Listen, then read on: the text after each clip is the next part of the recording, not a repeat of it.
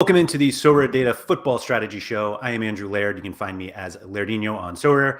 Joined as always by Sean Newsham, PSU fans too, and a special guest today who contacted Sean and I and was like, I wanted to get into Sorare. And we were like, whoa, let's do a show.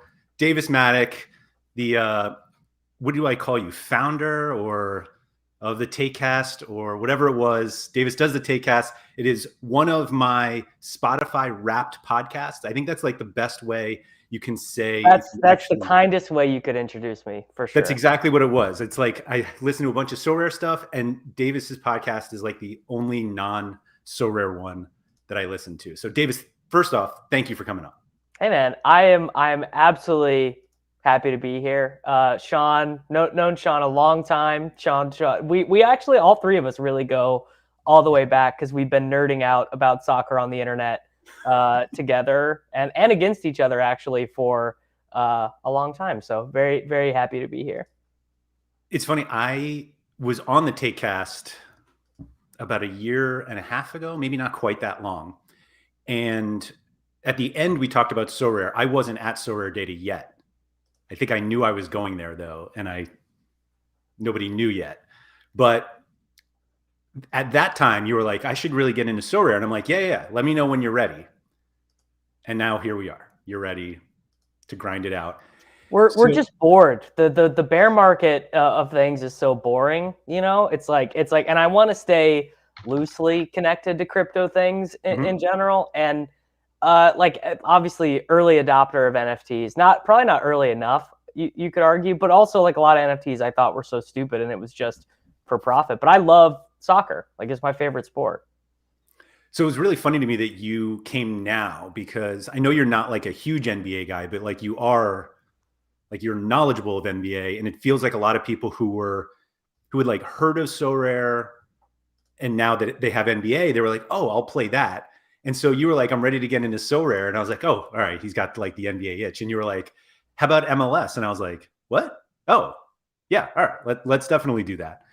So for everyone who is a regular listener or watcher of this show will be completely unsurprised that when Davis told Sean that he wanted to spend up to 2.5 ETH, maybe, Sean's response was, you should spend 5. And natural response. Right. Sean is maintaining this position, but we're going to try to shoot for 2.5. So we're going to go through a few things. For those of you who are well-versed in Sorare, which is probably most people who listen to this, we're going to go over some things that Davis doesn't know because he's new. So anyone feel free in the chat to like throw in any suggestions of things that maybe we forgot to mention, not necessarily about MLS, but about Sorare and just everything that goes into it.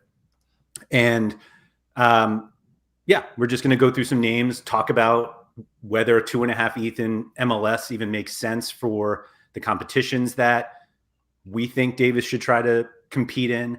And we'll just go from there. So Sean, I'm going to start at least with this question. Do you think 2.5 ETH, or regardless of that, if somebody is starting now and says, I have 2.5 ETH and not a penny more, is MLS the right way to go?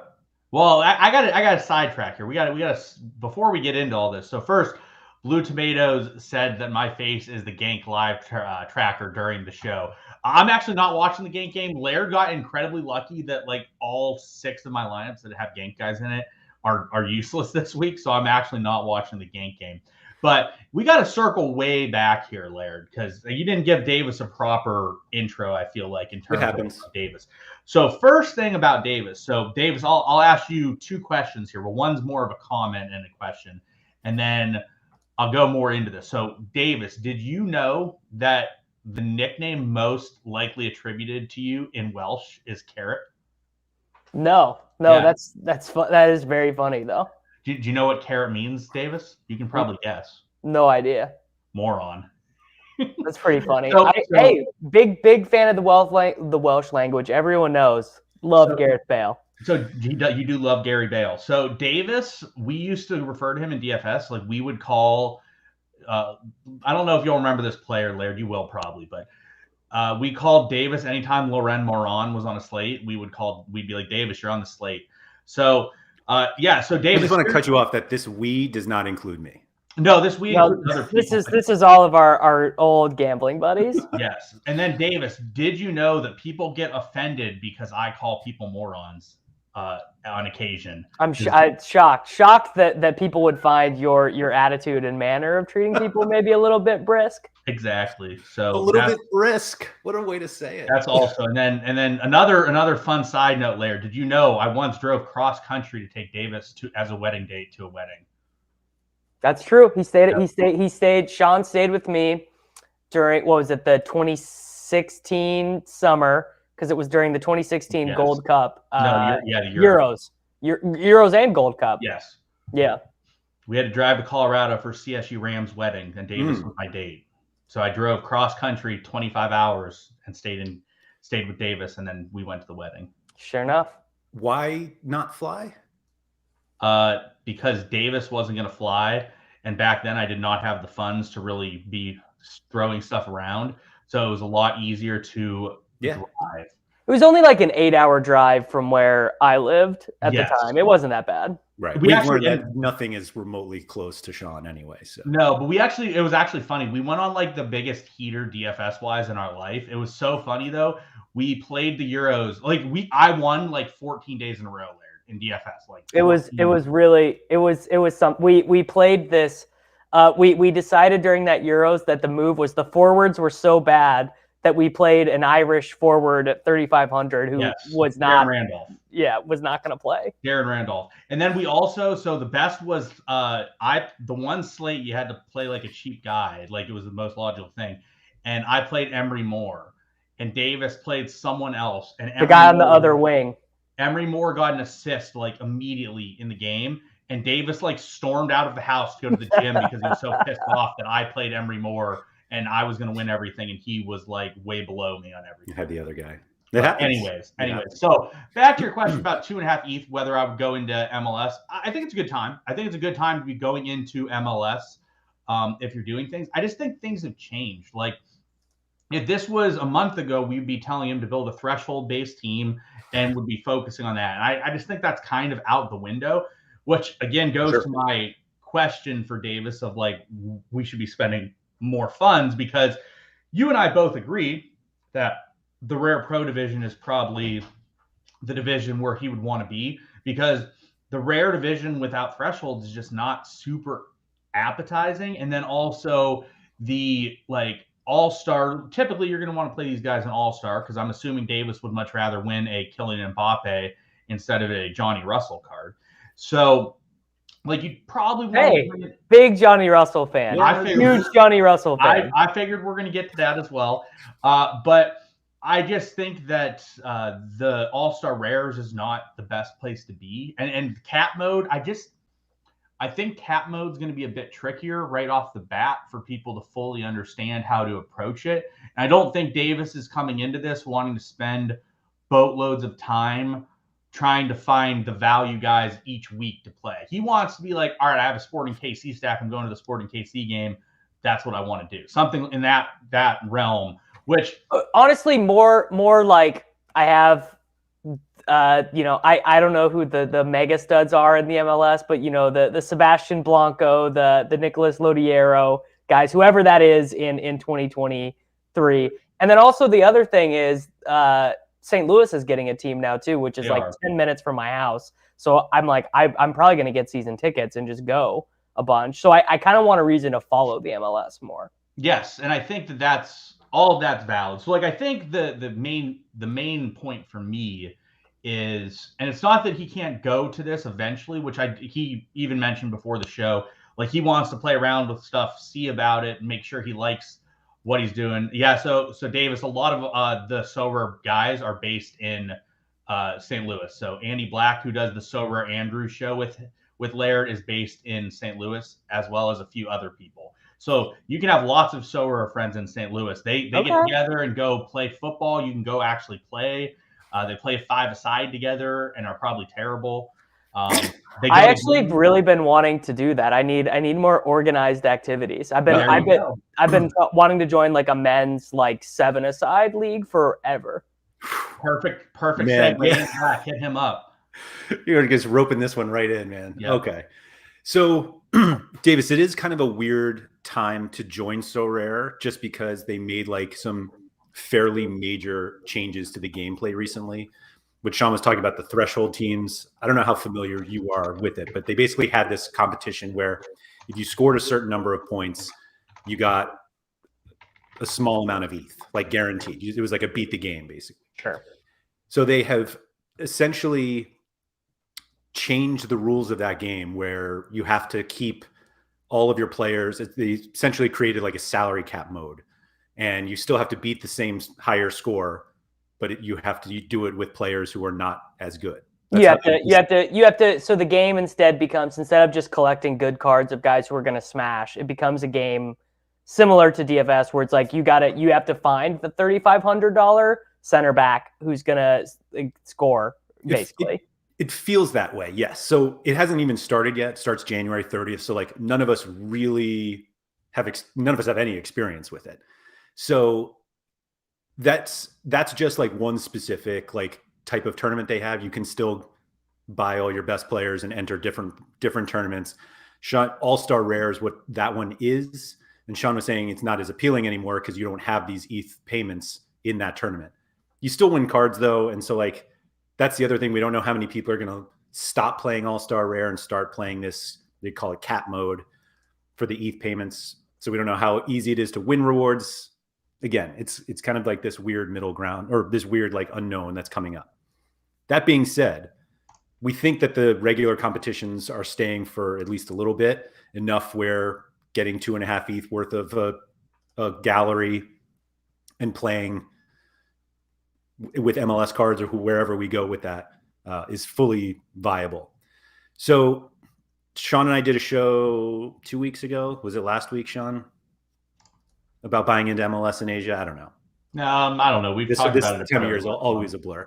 But basically, what we see with these leagues, or with cards, is that the prices kind of move with short-term utility. So during off seasons, cards get cheap, and then when you ramp up to seasons, they get more expensive because people want to play.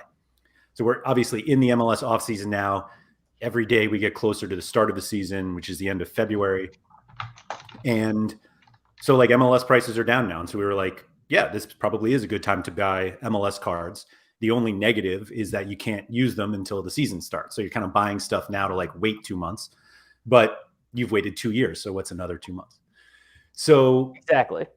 So do you want, like, were you choosing MLS because it's like a league you follow the most? Do you want to follow the most? Because I know some of the players, not every player, but I know a decent number of the players. I have a team that I like, and also it's on at a time where like I can follow the games and stuff, like weeknights, Saturday afternoons. It's like I can check in on that. And also the other thing about MLS is that it's on at a very it's at a time of the year that I can follow it without being swallowed by the NFL. Like to do MLS for the Jupiler League or whatever, I don't think I could do the bandwidth for the amount of money I want to put in. Now, if I was going to put in like 100K and become, the Pablo Escobar of the Jupiler League on Sorare, then whatever. But it's like for something that I'm just going to mess around with, I don't want to be waking up at 4 a.m. to check second-tier Dutch lineups. So a few things on that. The first is, Sean, do you think 100K is enough to be the Pablo Escobar of the Jupiler League? Probably not. What do you mean 100K? 100K what? Like 100K US dollars. In terms of like in the league or in terms of on Sorare? Sorare. No. Yeah, no chance. I probably have 100K worth of Jupiler cards. Yeah, exactly. I could. Not interested. Not interested. Not interested in that. No, I don't have that much, but I have quite a bit, obviously, of Jupiler cards. At least it allows you to understand how far you can go if you want to go that far. How about that? Sure. So MLS, Sean, Daves is asking us, what do I do with 2.5 ETH if I want to buy MLS cards? What do you think he should do? Well, Davis, first of all, the best player in the MLS is Carlos Gil, since you are unfamiliar. So No, I know him. Rebs, Spanish attacking midfielder. I was confident you knew who Carlos Gil was. So basically, like, people on the platform consider him Messi. It's like Carlos Gil and Messi. Like, that's it. Right, Laird? Sean's the only one who thinks this, but it's No way. But okay, correct me if I'm wrong. There is risk. One, there's risk with dudes who are pretty good in the MLS because they could go to the Qatari league, to the Saudi league, or whatever. And then also there's a little bit of risk with dudes who are in their 30s because they might just start to stink ass. And there's really nowhere else to go. Both of those are correct, but I think Carlos Gil is still 29. Is he not 29? He might be 30 at this point. He's a bit of a unicorn because he's already, like, he came over from Europe at a young enough age where he can still dominate MLS, but like he's probably too old to go back to Europe. Sure. So it's a weird one. But so the reason why Sean puts Carlos Gil and Lionel Messi in the same breath is that you're competing in tournaments. They're both competing in the same tournament in like All-Star. And there's no multiplier that you get from playing somebody like Messi versus Carlos Gil. And so it's just raw points. And so if you have somebody who like dominates in Major League Soccer, they're going to score similarly to somebody who dominates in Ligue 1 in France. And so that's why Carlos Gil is kind of popular on these shows with us. Before last year, he would have been like a top 3 player. After last year's total turd fest, he's still a top 10 L40. He's behind Messi, Neymar, Kimmich, Douglas Santos, Gakpo, Mbappe, De Bruyne, Rodri of all people, and Dusan Tadic. Rodri of all people is in the top 10. How shocking is that to you, Laird? Yeah, that's a weird one. He had the most progressive dribbles at the World Cup, and he only played in 4 games. Well, he was playing center back, so like, are you talking Rodri? Rodri. Yeah, Rodri was playing center back, so it made him have more progressive dribbles, I guess. Like, he's good, man. He's the best DM in the world, and DMs are good in Sorare, right? Yes, they are. Certainly ones that take sets as well, which, coming from DFS, we all love a good set. Yeah, the DM with set is Sean's favorite position in soccer. Right. It's definitely better in Sorare too. Yeah, right. It's definitely better in Sorare.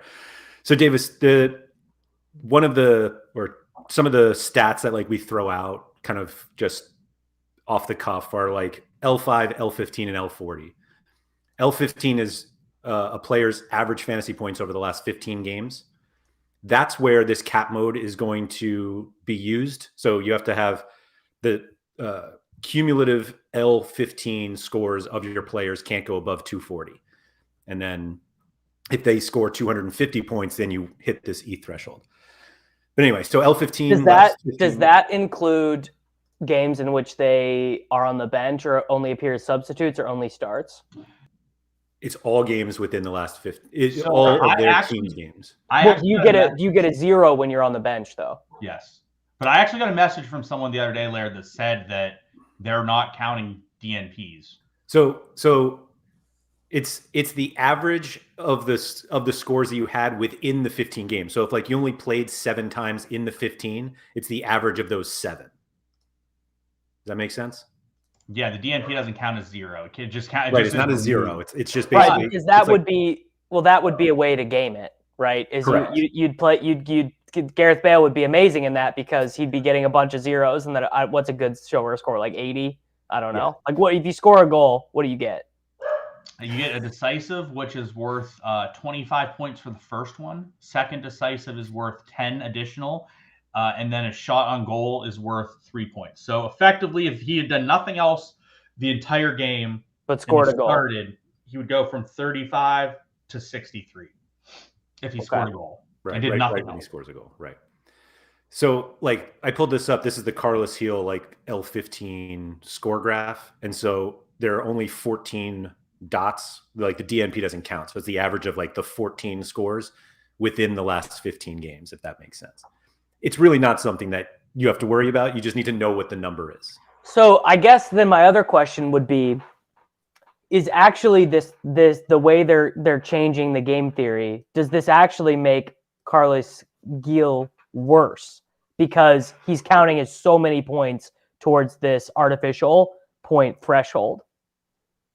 It makes him not as important. Whereas in the normal game mode, you can play like as good of people as possible. Whereas in this new game mode, you're trying to get people that beat their L10 or L15. You're trying to get guys who beat their salary effectively. Yeah, effectively, yes. Whereas in the past, you just play the best players or who you thought were the best players that you had an opportunity to play. Now it's changed a little bit to where you're playing guys that you expect to exceed their score by the most. Yep, exactly. So again, Sean, we've got MLS players. Carlos Gil obviously is like the one we're like, oh yeah, go get him. He's 1.5 ETH right now. Yeah. Is that actually a true price?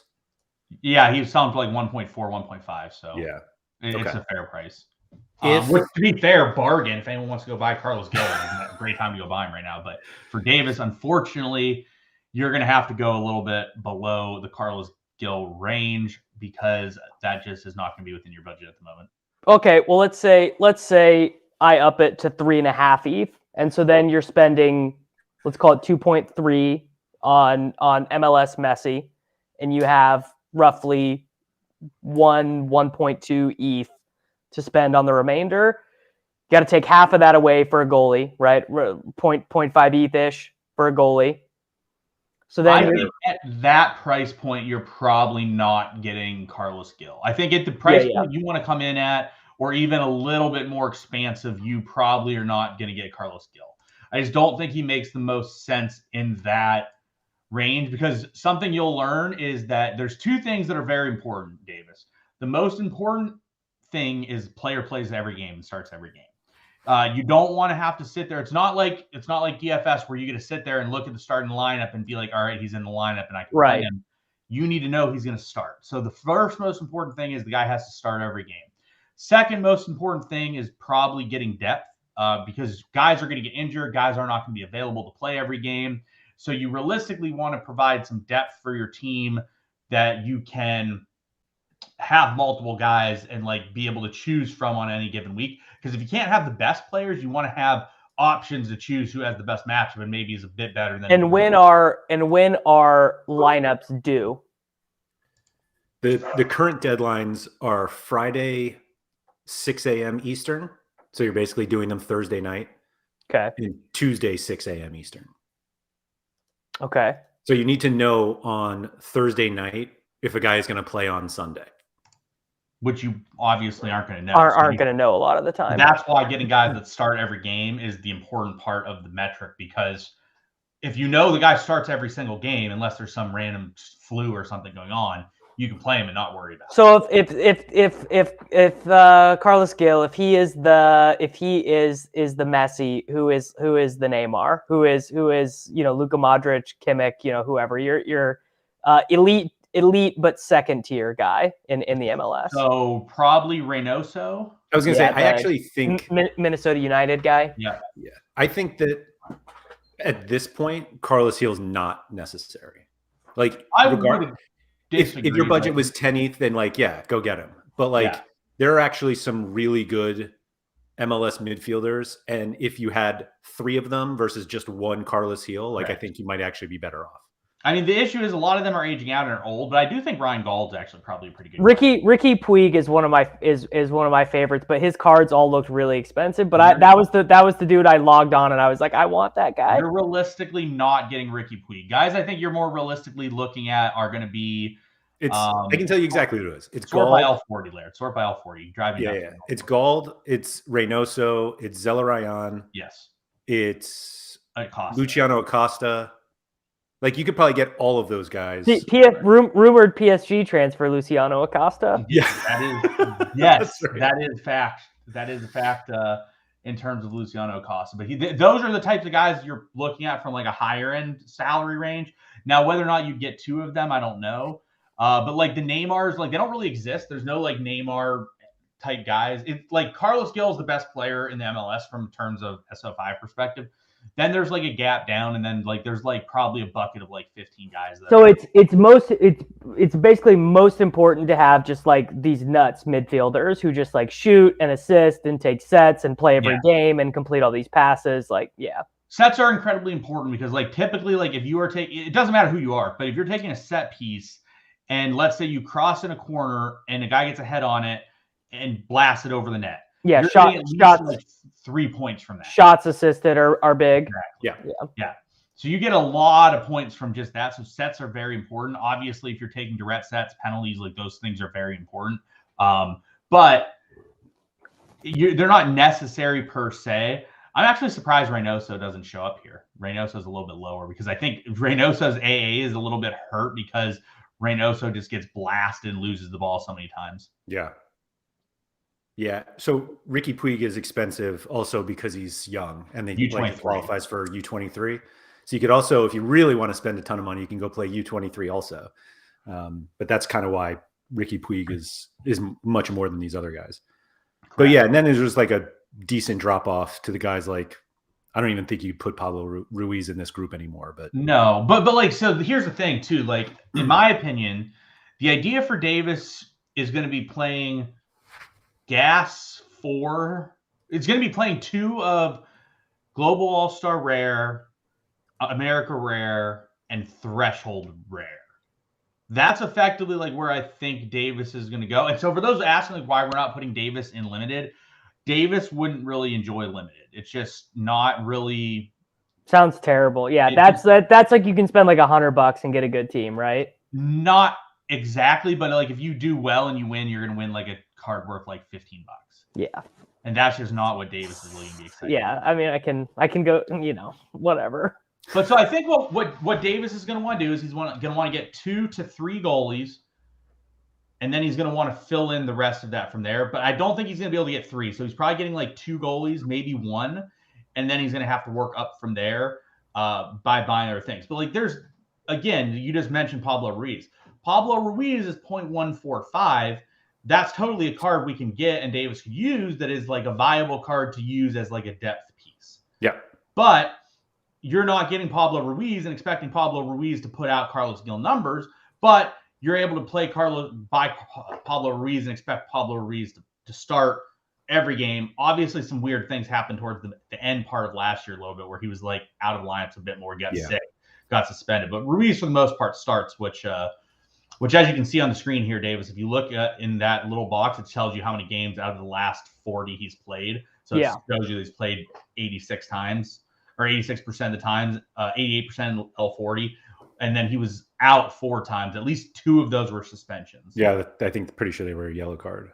Yeah, so like you can buy a card like Pablo Ruiz and play Pablo Ruiz. But yeah, so like realistically, I think what you're going to want to do is, so for your knowledge, goalies are exactly as you expect goalies to be in DFS, Davis. They're pointless, but they decide the slate. Yeah. Exactly. And they also are very expensive. So you get the pain of paying a significant amount for goalies. Love that. Sounds amazing. Yeah. It's the worst part of the game. It's the worst part of the game by far. I will say that. So. And why is there's just a bottleneck, a pricing effect? Basically, is that why? There's only one on each team, and so it's not like, oh, this fullback is expensive, I'll get the other guy. I'll get the left instead of the right, or I'll get the other defensive. Like there's just one. I got a question. So there is Sorare has no pack mechanism, right? So it's just their cards are how do new cards enter the game? By like single card auction. Okay. So Gareth Bale comes into MLS and they just post it up and they say pay whatever you want, and this guy comes out. We can show you the Gareth Bale market. Like as soon as he came out, people thought so. Like Insigne went to MLS and his price went down because he was playing in Napoli, which is more important than playing in the MLS. Right. Gareth Bale price went up when he first came to the MLS because he went from not playing at all to people thinking he would be a possible cheat code, and then him being dog shit and then dipping back down. That is MLS Cup goal scoring equalizer dog shit. Gareth That Bale. is what Gareth Bale does. If it's a game like that, Gareth Bale comes in and he wins the game for people, right? So, but you can see the irony of that. The irony of that is that the best DFS finish I almost ever had was the Champions League final showdown where he like scored 2 off the bench. The overhead kick. I finished 4th, and the 3 people in front of me played Gareth Bale off the bench. Played sub Bale. Yeah. Nice. Anyway, sorry. Anyways. But yeah, you can see here, like, everyone obviously thought he was going to absolutely destroy MLS. And so within, what is this? So he sold for just under 0.2 on May 17th. And then he got all the way up to 0.8 because everyone's like, oh, he'll be the best player in MLS. And you can see what happened after that. But what if he was just resting because he didn't want to get injured before the World Cup, but now it's over and he is the best player in the MLS? That is definitely a realistic possibility. I think. Well, these prices are not making it look like it, right? Correct. Let's get. Can I just buy Gareth Bale? Can we just do this? You can. I think that would not help your 2.5 ETH budget unless I'll just buy this in cash. Oh yeah, then yeah. If you're gonna just buy it in cash, buy it. So. Let's see. Oh, Pavel just got rid of 2 of them. But so, Davis, you typically don't want to just buy off the market. You want to typically send offers for slightly lower. You don't want to lowball people, but like that is a way to save on things. Yeah. So like he sold for 0.219 6 days ago, and the floor is like 0.27. Yeah. Like he shouldn't go for 0.27. No, he should be around 0.22. So like, I go to this fella, click me. And what do I do? How do I offer for this card? Do you have ETH on the site already? I have it in a hot wallet. I think you have to deposit into. It's got to be on site. You have to have funds on site. If you don't have funds on site, you can't send an offer. You can only buy stuff off offer. Okay. Or just buy directly, I think. All right, I can do that. I can do that on my own time. Yes. Okay. Yeah. So actually, there's the one thing I did want to point out. This is going to be in favor of Davis buying a Gareth Bale card. So we went through this list of midfielders. I already changed it. But like we were talking about, there are a number of like elite midfielders in MLS that are not Carlos Heel. The forward list is pretty ugly. Mm-hmm. And so I mean, this is like the problem, right? Is that you can pass the ball and stuff, but like finishing is still hard.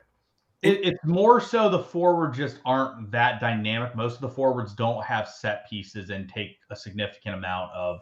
Hey, Johnny Russell takes sets. Johnny Russell's a good forward and a good option. Like there's a realistic chance we will be recommending Johnny Russell for sure. What happens? So I got 2 more. So one, we have there's a year listed on these cards, right? So you have the 20 like what. So I buy a 2021, 2022 card. Is that worthless? That card can't generate points? Nope. You can use it. You can use them forever. The new season card, which typically it like ticks over a month into the season. The new season card gets an automatic 5% XP bonus. Point bonus, yeah. After that season, that 1 year is over, it gets removed, and then your XP is whatever you've earned on the card. So, like, in theory, the highest XP you can have is 10% bonus. But if you own a card from, like, the beginning of the season and use it all throughout the season, it might be to, like, 11 or 12% throughout the season. But old season cards can work just as well as new season cards. At the beginning of the season, if you have an old season card that has a 9% bonus, it's better than a new season card at that time.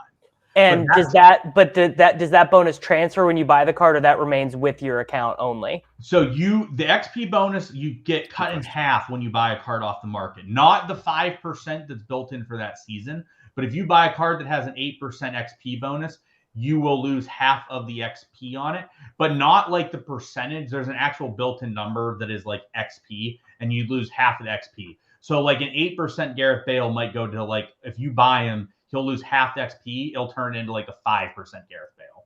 Okay. So to add to the Bale thing, somebody posted a Bale, what is this, 4 days ago for 0.199 and no one bought it. Yes. So paying 0.27, which is the floor now, seems. Yes. I'd be offering like 0.2-ish for. But I do think there's merit. Like Bale could be a legit player in the MLS. The issue is, if I'm understanding you guys, I mean, there's no way this dude's playing every game. He's going to play he's going to play once a week. Correct. So, and you don't know exactly when those starts are going to be. So you're probably, if you buy Gareth Bale, you are going to be eating some zeros. Just and if you get 0, you lose. Effectively, you lose. So if your team had a great week and you get to 0, it's the 0 is just an absolute killer. Yes. Yeah, these forwards stink, dude. Yeah, like, and these guys are all bad. Yeah, these are the best ones. So like, yeah, and so like even like we can even go further down this. So like Druisi has a lot of rumors outside of the MLS. Diego Rubio is going to play striker, so he probably won't be as good. Succarito sucks, so like that is what it is. Jesus Ferreira could transfer. He also has a U23 price tag. Alan Velasco has a U23 price tag. Does the New York City guy Magno, is he under 23? Yeah, and he's probably going to get transferred too. I think he's going to stay this year. But like honestly, I would probably recommend at forward Johnny Russell. That's probably the name of the person I. Well, that's who I wanted. That's who I wanted to buy anyway. So that's I think you'd agree with that, Laird. Is that correct? Yeah, I don't know if he's going to have as many. Like his best case is splitting sets. Right? Yeah, but Zusi is 35. No, it's, what's his name? Eric Tommy. He was. The left back. Yeah, he was taking some. So, but like I think Russell's still fine. And price wise, like, what did we say that 0.29 is the floor? So a little more than Bale, but like, Russell plays all the time, doesn't he? Russell, I think missed 1 game last year. Yeah. And you think this like 0.29-ish is fair? Or do you think you make offers because that's too high? I'm always making an offer off something that's listed, unless it's like limited that don't. But like that's probably a fairish price. Yeah, it looks fair. It's probably a fairish price, but maybe you could offer 0.275 and get it for a slight amount less. People can always counter offer, so like it's I never buy directly off the market unless it's like a card that I absolutely have to have that I just don't think I'm going to get it for any cheaper than I will. But for the most part, I won't just buy directly off the market, because the worst thing that happens is like you just send offers and you get rejected and then you buy it. Sure. Right. Yeah, and Tommy B just mentioned Soderski and Cam behind Copetti could be interesting. I agree. I think Soderski could be one of the better forwards in the MLS as well this year. What team is he on? Charlotte. So, like, I think that you could definitely buy, like, if I'm buying 2 forwards, which is probably what I would recommend, I'm buying probably Johnny Russell and Swiderski in your situation. Was he at the World Cup, Swiderski? Yeah, from Poland. All right. Well, isn't Brenner good? Oh, he's U23 though. Yeah. I know him from Football Manager. He's one of the guys who's got 5-star potential in Football Manager. That makes sense. Actually, the funny thing is another person that makes sense is Salwi. So you could just KC stack your. Oh, he's so bad, dude. I've watched that guy play so many games. He performs well from a Sorare perspective when he scores. He's been out so long though that like we have no idea. Like, Sean, how many Jordan Morris cards do you have, bro? 1, but I wanted. I didn't buy it. I don't think. I check. He's honestly not a bad card to buy either. To be fair, no chance. I'm not gonna enter into this and just immediately do something I hate. So our good friend Andy Black is a big BCM fan. Big Chance Miss Morris. Yeah, I think if we recommended Jordan Morris and Davis just left, I'd be like, I get it. All right, just no chance. I did win the Jordan Morris, so I did not ever buy a Jordan Morris, but I did win one, and I still own it. Because it's not worth selling, because he does have potential to be okay. Typically. And then what about are we looking for wing backs with sets or just center backs who pass the ball a lot? Typically you want center backs that pass the ball and maintain possession and are active defensively. Fullbacks that lump in crosses are not good typically. They still can be okay, because if they get you get negative points for losing possession. Correct. So if you get decisive, you're good, but you probably don't have a lot of AA. So typically to like hit upside, you need a guy that has good AA and then also can get this Kai Wagner. I've seen him play in person a couple times. He's so good, man. He is, but he is likely going to go to Germany, so I would not recommend him. There's enough okay defenders. The issue is the defender is better in other regions even in like America. In America, like in Brazil and Argentina, there are better defenders than in the MLS typically. Like there are some okay defenders here, and we'll make it work. But so then for entering contests, like, does it not all have to be from the same league, or can you bring in a Brazilian dude? In America, you can play anyone in the Americas, and then in global, you can play anyone anywhere. Yeah, so the Americas region is MLS, Liga MX, and then Argentina, Brazil. So I wouldn't even want to buy one of these dudes. I'd want to buy a Brazilian dude. More than likely, we would probably recommend that. But it also, there's benefits from just staying in your league, because if you stay within your league, they typically play the same time. Like if you buy guys that play on different schedules, then they might not. You got to figure out lineups for, like, it's like you gotta compare the Brazilian Serie A to the MLS to the Argentina. Yeah, I get it. Or like MLS plays on a weekend, Brazil doesn't play, and then you just don't have a lineup because you don't have enough players, and then you have to buy players. Okay. Or you just don't run a lineup for that week. That's obviously not fun.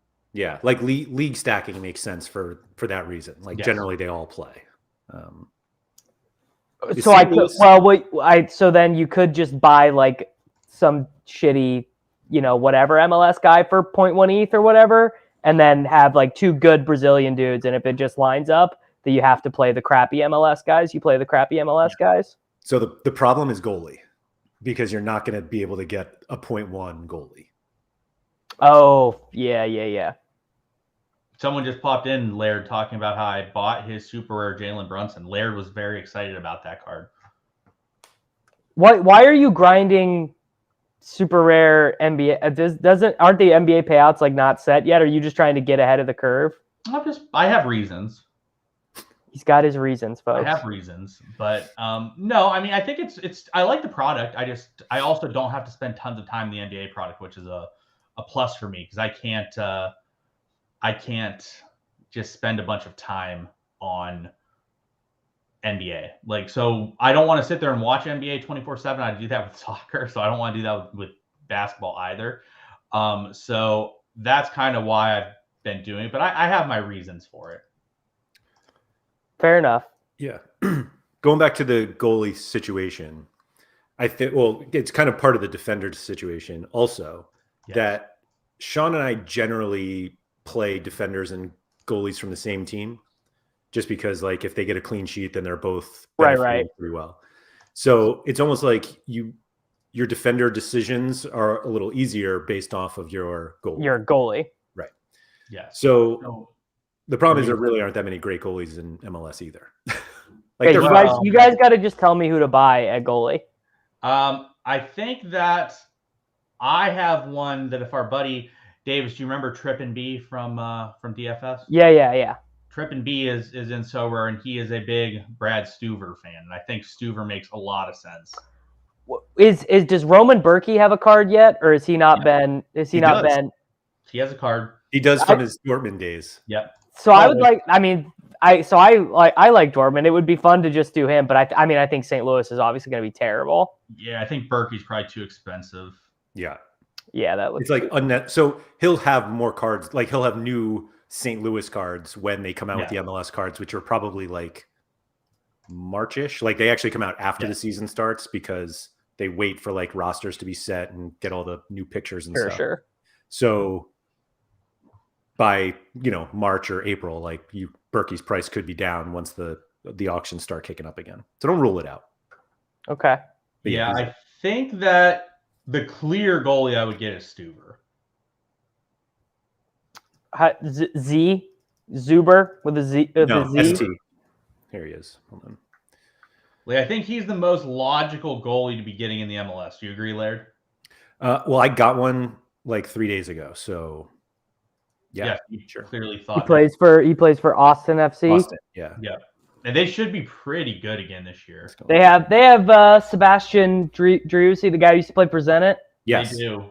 They also have Rigoni, who also plays. Oh, dude, what does Rigoni's card cost? I like him. He's good. He wasn't very good, so it's not worth tons right now.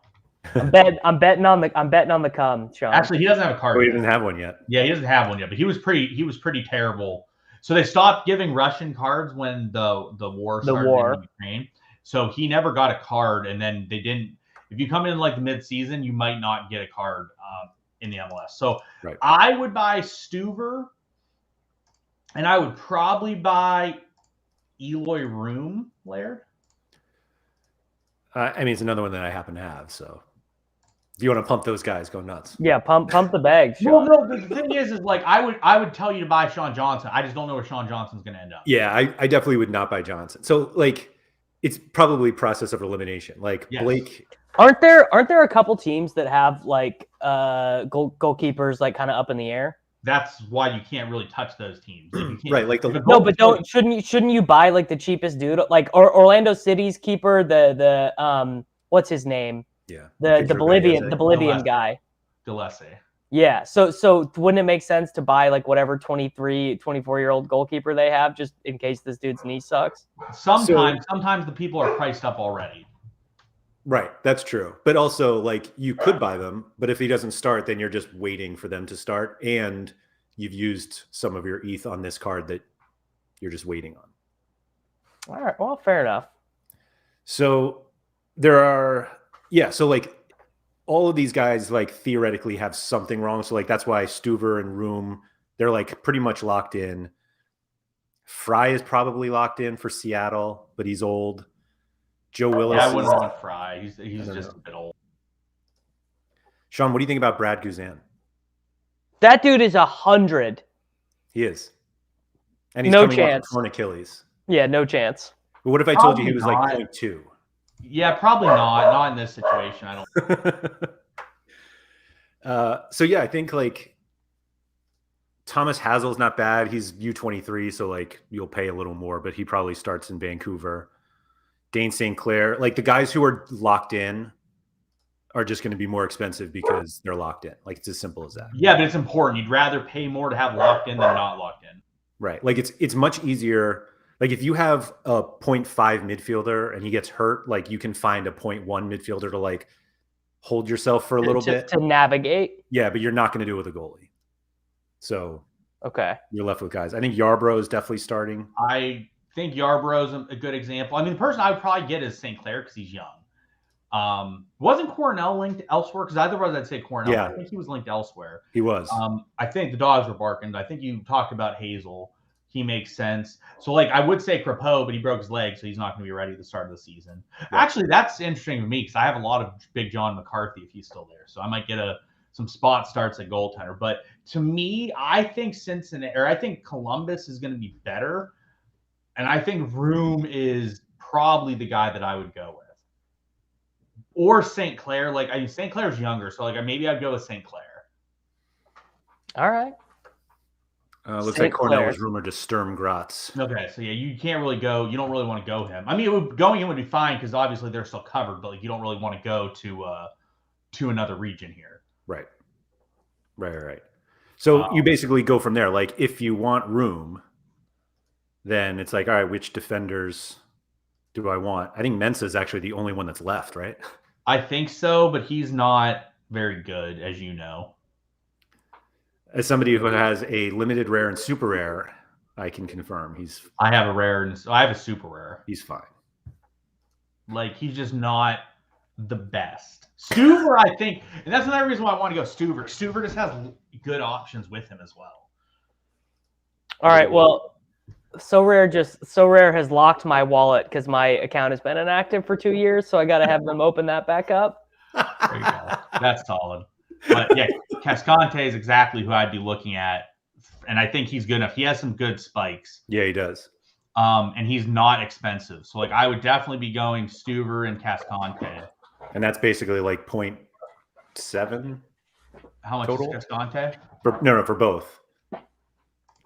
Yeah. Oh, not even 0.65. Let's call it 0.65. I probably am going. I don't know. Who would you go at second goalie? Like. I think you probably are going to go like. You probably want one of like Yarbrough. I think it's the same list. Room, yeah, Stuver, Room, Yarbrough. I mean, what about Gillespie? Would you go Gillespie, Laird, with it seeming like he signed? Like Tom Bogert mentioned that he signed yesterday. Yeah. But he's hurt though. Would you go Gillespie? I don't think he's hurt. No, I thought he had an injured knee. No, he was rumored to go elsewhere. As you can see, his price has gone up here over the last day or so because Tom Bogert tweeted that his that he re-signed. That he signed. Yeah, you see that I bought one the other day. Look at you, Laird. You got the floor, Laird. Look at you. Look at that. So, if you let's say you buy this guy and he's like, actually, you know what? I didn't sign a contract. I'm going to go play in the Qatari Star League. Does it as long as it's a league that's in Sorare, you get the points, but then you get screwed if they go to a league that's not in Sorare. If he goes to the Qatari Super League, then you're just sitting there and you just wiped your ass with whatever you spent on him for the time being. Yeah, so that's not one of the leagues they have. That's why. Yes, but if you went to Austria, which was a rumor for Coronel, leagues covered, it would be okay. Right. There are. I will say there are only a few leagues at this point that are not covered. The only real threats right now are Saudi Arabia and Qatar. Those are the only real threats for your guy to transfer to at this stage. Very rarely do people go, but Australia is also not on the list. Yes. So your days of grinding A-League during the pandemic, not helpful. Oh, why would the A-League? Why would the A-League not have it? They're trying to be a thing. They have a Manchester City club. Why? That doesn't make any sense. They could eventually, it just hasn't happened yet. Yeah, I don't know why it hasn't happened. That's a weird one. Yeah, I think we could see Australia pretty soon. That wouldn't be shocking to me at all. Right. Maybe that's the big January announcement. Yeah, it could be. Who knows? So, yeah, I'd get one of those goalies. That puts you at 1.25, Laird? Yes. I was actually going to... Are you going to build one? I was trying to, and then I completely forgot about it. Yeah, well, we'll build you a team, Laird. Davis, we'll show you a watch list. So it's the Davis Mattek watch list. Yeah, Cascante is definitely a guy. I'm going to throw Mensa on just to make myself feel better about my 3 Jonathan Mensa cards. Yeah, I think I would definitely get, if I'm doing those guys, I'm definitely getting another defender, a better defender in MLS as well. I'm trying to think of who I'd get because I don't think it needs to be anyone that breaks the bank, but at least someone that's a bit more solid Well, who knows if I'm even going to be able to buy these? Maybe Sorare will just have me locked out forever, and I'll never be able to recover my fake wallet. You could make another account. I can assure you, Sorare will do whatever they can to make sure you spend money on their site. Yeah, yeah. I think we can just get another defender that's fucking. We could get a Jose. How much is Jose Fontas? He is 0.087. Andrew. Yeah, we could probably get Fontas. Whether or not you'd want him, I don't know. I'm not as familiar with him as I am with other people. Obviously, he's fine. Yeah, but we throw someone like that on there. All right, so midfield, Laird. I think you're looking at one good midfield and a couple cheaper midfield, and then I think you're looking at the 2 guys we talked about at forward with Russell and who was the other one? I forget who else we talked about at forward. I know, I'm blanking too. We talked about it. I forget who it was though. Definitely Russell. I think Russell makes a lot of sense. Yeah. It was somebody in the same price range. Hold on, I'm just adding these midfielders. It was. We'll find it in a second. Oh, Swiderski. Oh yeah.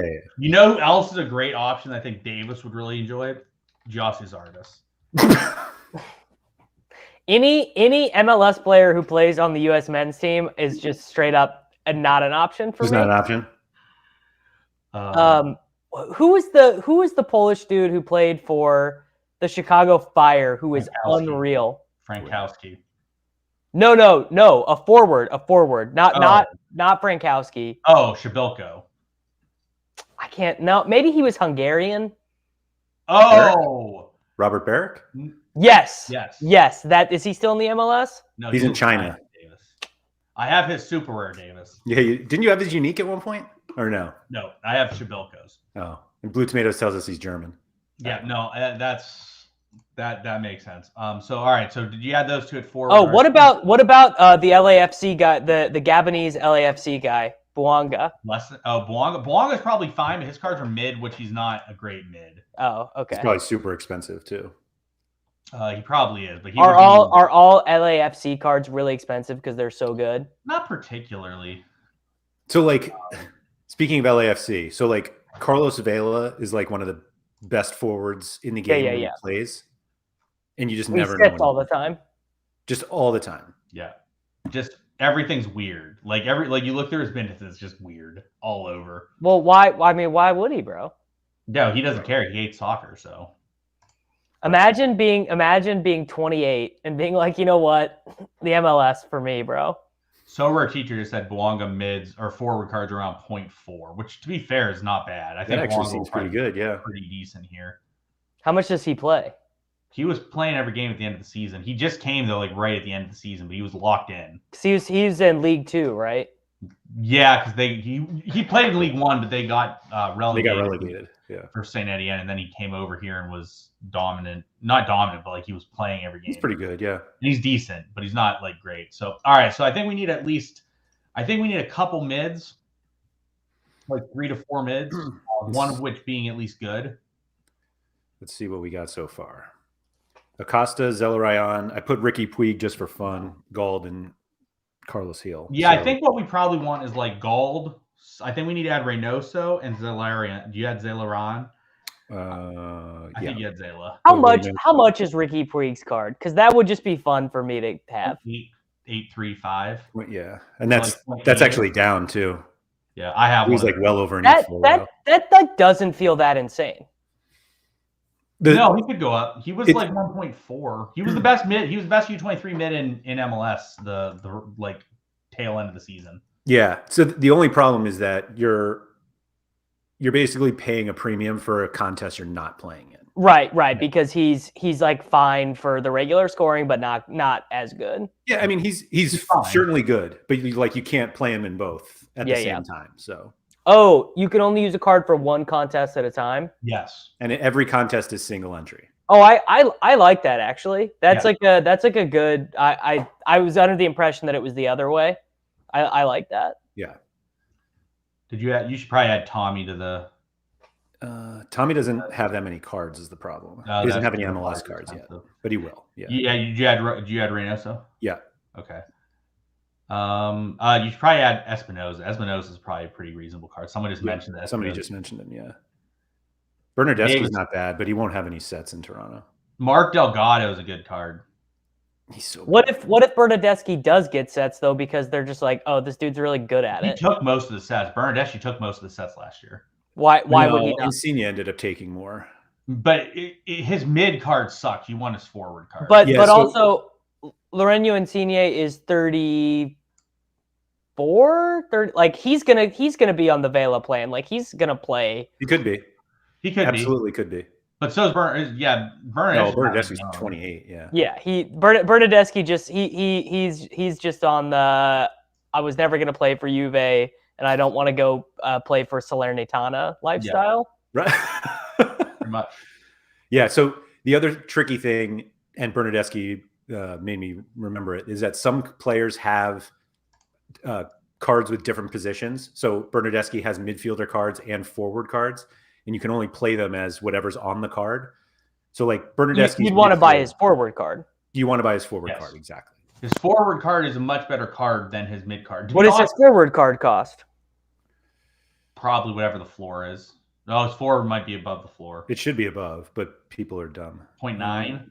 But like people are dumb. You might be able to get a forward for a more reasonable price. But the forward card, like I wouldn't even want the midfield card really because he loses possession so much. Yeah, so this 0.59 2 days ago was his forward card. Yeah. Okay. But you definitely don't want the midfielder card. Yeah. Okay. All right, let's go to the watch list, Laird. Let's see where we're at here. All right. Let me just make sure we have. So the goalies, we've got Yarborough, Stuver, and Gaiese. Did we put another one on? I can't remember. Well, you probably should add Room, but it doesn't really matter. Oh, Room. That's right. You effectively got to just decide 2, I think. I'm going to show. And then, Laird, can you send me this? Yeah. Like, I can see this? Yep. Okay. So the other thing you can do with this, Davis, is it tracks all the prices. So Sure. you can just see like where guys have been over time. So you gotta just you buy low, you sell high, There easy you go. game. There you go. Or Easy you game. buy high and sell low. You know, that happens sometimes for Laird. No. I never sell low. I just hold until they're zero. Hold until zero. And then I Never just keep holding. Laird and I are on a team never sell. All right, so I think I'm on never sell for a loss. I would imagine I will probably, if I do buy these cards, I will probably never sell them. yeah, that's valid. So I think you get. But we two all say goalies. Davis, but it's You probably want like 2 goalies, Laird. yep. You probably want 3 to 4 defenders. There's other defenders we could find. So like, let's do the math real quick. So goalie, we're spending. Let's see how much we're spending goalie. We're definitely buying Stu. So the one thing we didn't actually tell Davis is how many guys he uses in a lineup. Oh, 5. So you use 5, yeah. 5. I knew so that. 5, 2, like 1 defender, 1 midfielder, 1 forward, and then an extra guy. And you always use a midfielder and flex pretty much. No, it all ranges tremendously. Yep. Like a lot of times, if you have like a goalie and 2 defenders from the same team, and they have just like a smash spot, like you could play them because you'll get like a triple clean sheet basically. But anyway. Okay. So what do we see here, Sean? 0.5 for room and 0.5. I think this 0.55. So let's call it 1.05. Yep. These prices aren't like locked into because you can probably get them a little bit cheaper than what the floor is on some of them. So, all right. So 1.05 defenders, let's call it 0.2.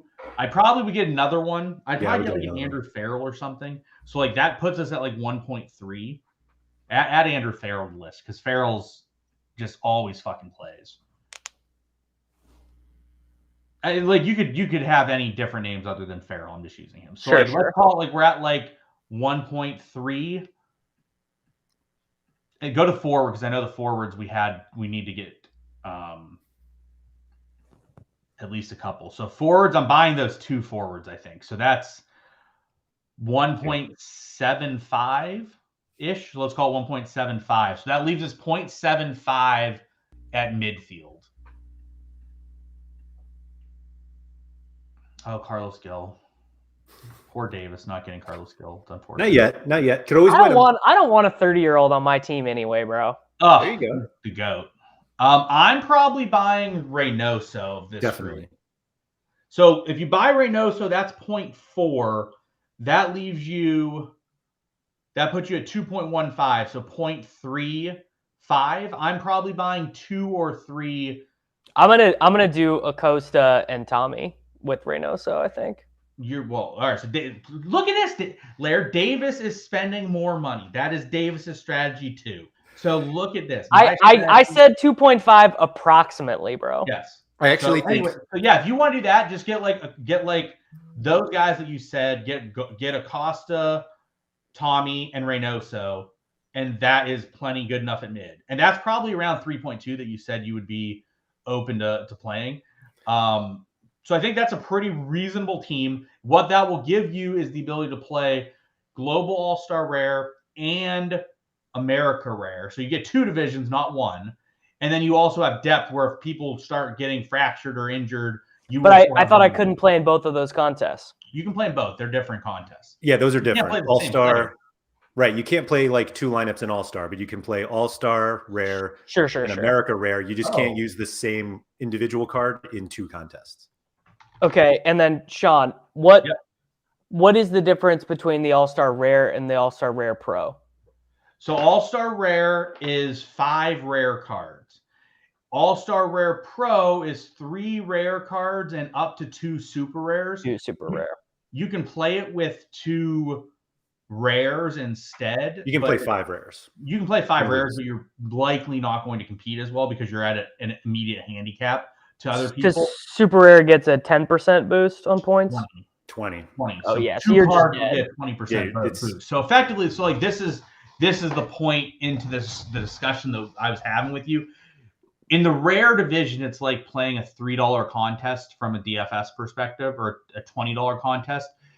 A rare pro contest is like playing a $100 entry. So you can actually win good cards in rare pro. it is a lot harder to win good cards in rare. And so, for example, like it's not the same. You can use like the same players and have like the same players. They're just going to cost more for the super rare than the rare. So like, Sure. like the typical normal is like 3x, 3 to 4x, but like call it 3x. So like a Reynoso super rare, if you could find one, instead of being 0.4 ETH, might be 1.2. And then you don't need the rare though, so you can get rid of the rare. So effectively, instead of paying 0.4 for rare, you pay 1.2 for the super rare. And then you play the better contest and potentially win stuff. But you can work your way towards that. You don't have to jump right in. It's just that's where the best prize pool and the best situation is effectively right now. Yep. All right. I'm in.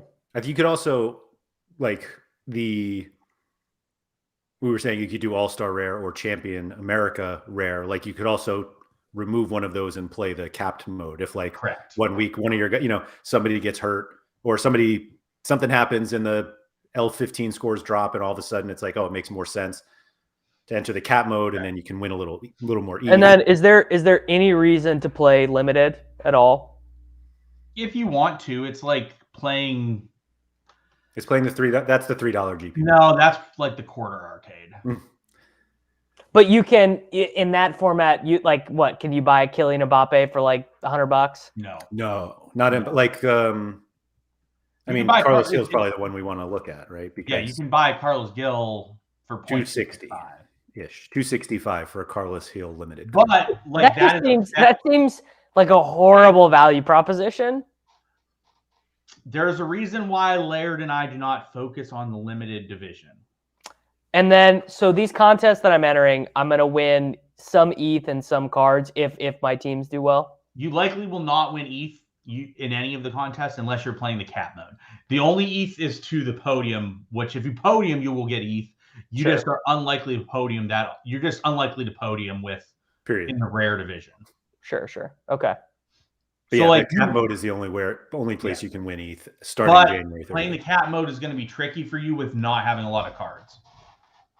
Okay. Cap mode, you're going to have to put in more effort, and you're going to have to put in quite a bit of effort to figure out the strategy and how you want to play it, which I don't think you want to do. I mean, if I like really like it, I was going to say I wouldn't rule it out. If I do this for a month and it's fun, then yeah, maybe. But if it's not fun, then I would say that like, the best way to sweat stuff is like you don't want to sweat your goalies. You know how it is from DFS. You don't want to watch anything with your goalie, and then you want to watch your players and knowing that like if they score something, it's a good result. And then knowing like everything else they do is also impactful and helpful. Like a tackle is huge. Like making a tackle is valuable. Oh my God. I bet you're the worst person. I bet you're just sweating these minor scoring things. Like this is how can Opta not rule this a tackle? No, I'm actually the most insane thing I've ever seen. So I am not the worst. I know who's the worst. I know who the people are that are the worst. And they are frequent watchers of the stream and people I talk to. But there are people. Look, I know Opta sucks, and I know Opta's going to miss shit. I don't really care that much about. I don't bitch about if Opta misses a tackle or an interception. I bitch when Opta screws up something obvious like a goal, like where they call it an own goal and it's like that was not an own goal or something. So Sofiane Feghouli, never forget. Yes, never forget the Feghouli disaster. Exactly. We all remember that in DFS world. But I know people that will literally just sit there and bitch. If Professor Teckers is here, he'll watch the Belgium games and bitch incessantly about tackles being missed and stuff in the Belgian league. See, but that I'm not so much interested in spending in watching MLS games and being worried about tackles being counted inaccurately. The best is like when you full stack the like elite level teams, Davis. The nut play in Sorare is when your center back passes the ball from his half to the final third, like when he just sends like the ball. Yeah, the Bertongen to Michy Batshuayi Belgium World Cup. No. I'm talking like just literally center back to fullback, but the fullback's pushed up wide. Oh, that's like a point. Every time you get that, you're just hoping they pass back and forth a couple times. You're just like raking in stats. It's like the old DraftKings, like you see your guy cross, you just want to lump him in. Yeah. You just want to see your guy long passing back and forth with his fullback, and you're like, yes. Okay. But that only happens obviously on like the elite level teams typically. I promise it's more fun than that. I bitch. I don't really bitch that much about some stuff. I bitch about DNPs. I don't care about DNPs from the perspective of like it's part of the game. Like I understand it is, but there's nothing worse than when your lineup's like elite and you're like super excited to watch the Kansas City game on Sunday night to see, because if Johnny Russell scores, you win, and then Johnny Russell has the flu and is out, and you're just like fucked. That's not fun. There are no subs, so yeah. like you're just like you eat it. That's depressing. I can't watch that game. I was looking forward to watching now, but I don't really bitch about. I don't bitch about small things. I only bitch if my lineup was like could have won if something happened and like my guy misses like 3 sitters and like pulls a Lukaku in the World Cup, and if he gets any of those in, I like win like a 10 ETH card. It's like that's when it sucks. Right. Or when that's I not even win an Opta problem. and it's completely terrible. Okay. All right, good to know. I think that's way more fun because the worst thing that happens, Davis, you just go to the next week.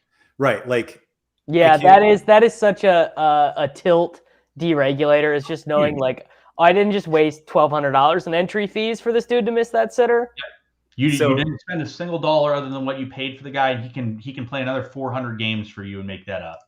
Like Davis was asking me before we were live, like about the difference between Sorare and DFS, and I was like, admittedly, I was not a great DFS player. Like I was good enough to just keep playing, but like losing, like I hated losing. And with Sorare, like obviously you don't want to lose, but like not seeing money just like disappear from your account if you happen to not win a card that one week is really nice. That you could just like play that same lineup again the next game week. Laird, I would argue with you that Laird is a worse tilter than I am on Sorare, Davis, because like I only tilt. Yeah, I just don't believe that in any. I don't think there's anything that you could say to convince me. This is how it is. So I only bitch if like my last guy in the lineup like fucks me and I don't get there. Laird will like the first guy in his lineup will DNP. Everyone else hasn't even played yet, and he'll bitch about how it cost him like the world. I'm like, Laird, none of your guys have even played yet. The DNP thing does sound like pretty fairly insanely tilting. It is very tilting in certain situations. Very tilting. And there's nothing. Well, I'm tilting right now because I was ready to just go buy all these cards, and now Sorare is going to make me wait 24 hours to get my wallet figured out. If you drop them an email, it'll be fixed in like 5 minutes. Yeah. Okay. Normally, you're just like, I would like to buy cards right now, and they're like, click, it's ready. Normally, stuff's really simple, and like onloading and offloading is really simple. Yeah. For someone that like understands crypto and stuff, it's like really easy. Do people put their cards on a hard wallet? I don't think so. Most people just keep them on. You can do that. I don't know the ins and outs of that, so I haven't really spent the time to figure that out. But some people I know have. I don't know how you can use the cards. I was gonna say I don't think they're usable in the game after that. Yeah. Okay. But people have done it. I think my favorite thing, as we were talking earlier, that Davis was like, I don't want to spend more than 2.5 ETH, and we start talking about like spending more, and he's like, I mean, I'll spend more fiat. Like that's fine. I don't care about that. Well, but, like this is.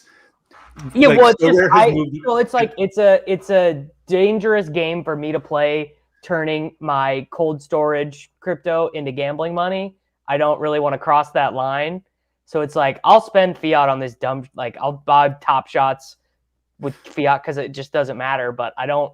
It's just that is a mental line you got to stay strong on. Because I think that's fair. I think it's absolutely fair. It's just really funny because it feels like recently Sorare is trying to move away from the crypto part, like just like hide it a little more.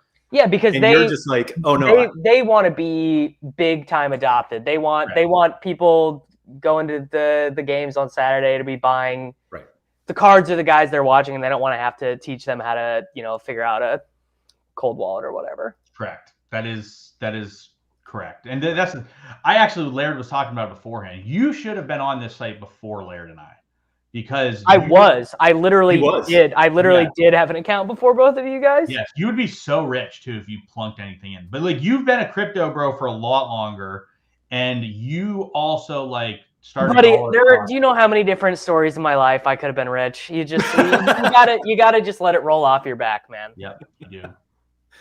I was gonna say, if you've been in crypto as long as Davis has, I think, yeah. Well, Sorare is probably not my biggest regret in life. Right. Yeah. No, I mean, because Davis likes soccer and he was a crypto guy way before either of us. I also know where he's coming from though, because like the reason I wasn't on like 6 months earlier was because of the football season. I did not have time to do it. Any of the times it would have been available, I would have just been. I mean, and it would have ended up being fine because probably any money put in at that point would have been fine. But yeah. Yeah, like if you came in when I came in, if you came in when Laird came in and you failed, like you probably did some things really wrong. Tough scenes. Yeah. I actually don't even believe it exists. I don't know if you could have came on when Laird came on and still be here. And well, what I find interesting is that the Sorare economy like still exists and is not dusted because so many things which tells me that it is not crypto native people, which tells me that it's pretty divorced from that because everything crypto native is so wrecked. Yeah. Yeah, absolutely. It's kind of interesting, right? Because crypto native people actually have a lot more money. So if and when it becomes both something that crypto natives and like just soccer people like, that is like a huge marketplace. Oh, here actually I have another thing that will like de-tilt you and like will make you happy. So in Sorare or in DFS how you play a slate and you don't play Lewandowski and he scores, you're dead. Yeah. Not that way in Sorare at all. It's fantastic because like even if you look at the contest, there is maybe like 1% of people have Lewandowski in the contest. So like if he scores, 1% of people had him, and there's a cap on him, so where he can't go over a certain number. But then also like if you're playing America and Lewandowski scores, has no impact on you. None. Doesn't matter because he's not in those contests. So yeah, but Carlos Gil is going to be in all my contests. No, Carlos Gil is going to. But again, like so, Carlos Gil is such a good card that people will typically play him in All-Star. So if you're playing your lineup in America and Carlos Gil scores, he will be less impactful in America than he will be in global. And then even though, like, let's say there's 4,000 people in America that played America Rare, 20 people might have Carlos Gil Rare there. That's it. So like if someone like scores a couple goals, you're not just automatically dead like you are in DFS. Like you still have hope. There's still chance. Like you don't really have to sweat that many people unless you're at like the top of the leaderboard come like Sunday or like Monday and there's like one game left. You know exactly who you have to fade. Otherwise, like you're not really fading people. You're just hoping your guys do good, which to me, like I want to watch games and hope my guys do well. I don't want to have to watch games and be like, oh, this guy did this, I'm fucked. This guy did this, I'm fucked. I want to like enjoy the games of my players, and you can do that a lot easier in Sorare than you can elsewhere. Yeah, like for Rare and Rare Pro, like ownership percentages don't matter. Yep. Okay. You're enough. All right. Very good information. I'm pretty pumped. It'll be exciting. I just looked up two things. One was let me see. Davis joined on January 6th, 2021. That wasn't before you. That was right when I joined. I joined in November. I don't think I bought a card until January though. So Davis must have joined right when I did. I probably joined 2 weeks later. Yeah. I thought you joined on Valentine's Day. Maybe. That's how you decided to celebrate. Yeah, perfect. I was on the Takecast on August 19th of 2021. And I remember I explained it all, and Davis was like, I don't have time for this during the NFL season. So like maybe once it's over. Respect that. It's so true. Except for me, it's college football, but I know how much Davis is doing during the NFL season. Right. Yeah. It's so now that the NFL season is coming closer to the end, Sorare time. It's time. And I just like the World Cup was so great, and soccer is so much better than every other sport. You just want to have a reason to sweat it. It's crazy how much better it is than every other game that exists. Yeah, I agree. So the only thing that you have to know going in right now is that you're going to start buying these cards, and you're still like 2 months away. But that's gonna I'm kind of doing this on purpose though, so I can get a little bit of the serotonin now of buying the card, and then I'm gonna get more serotonin when the season starts, and I'm like, oh, these cards I can use them now, and then there'll also be probably a little bit of additional serotonin from the number going up a little bit before the season starting. So I think mental health wise, I have this gamed out right. I think it's a good time to come on. I think you would have wanted to come on a little bit ago, but like overall, it's a pretty good time for you to come in. Like MLS prices haven't risen that much in the last month that like you didn't lose anything during the World Cup or perfect. Cool. Correct. All right. Thank you to everybody who has joined us live, throwing in some suggestions for Davis's gallery. And if you guys could please hit the like button on the video, it's always really helpful. Anybody listening to the audio version, if you could please rate and review it. Davis, thank you for coming on. If you could plug everything that you do But outside of the Takecast, if you want, I highly recommend the Takecast if anyone hasn't. Yeah, you guys should just listen to the Takecast if you play fantasy football, Sports Grid Fantasy Football Podcast, and all the stuff I do there and on Sports Grid TV. But Takecast is the best thing. I will say, for somebody who is not into crypto like myself, all I listen to now are crypto conversations from Davis, and so I just feel smarter as that goes on. So yeah, thank you again for coming on, and let's get this gallery built, Davis. Do it, man. I'm pretty pumped and excited about it.